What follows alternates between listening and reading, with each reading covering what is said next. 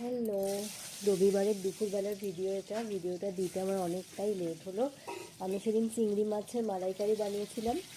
খুব ছোট চিংড়িও নয়, আবার খুব বড় চিংড়িও নয়। চিংড়িগুলোকে ভালো করে ধুয়ে নুন হলুদ মাখিয়ে ভালো করে আগে একটু ভেজে নিলাম।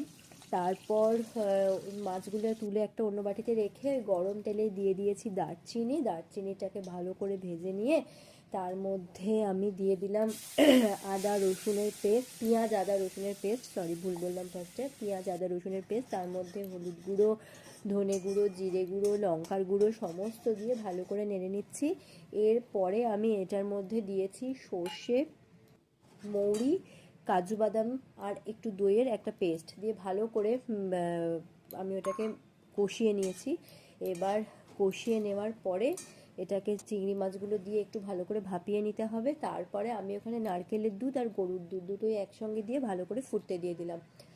আর নামানোর আগে অল্প করে গরম মশলা আর ঘি দিয়ে নামিয়ে নিয়েছি।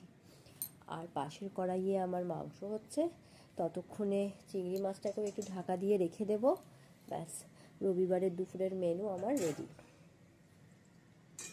এই যে মাছটাকে গরম মশলা দিয়ে ঘি দিয়ে ভালো করে নেড়ে একটু পরিমাণ মতো চিনি দিয়ে, মানে স্বাদ মতো চিনি দিয়ে, তাহলে একটু চিনি দিলে টেস্টটা একটু খোলে, তো ঢাকা দিয়ে রেখে দিলাম।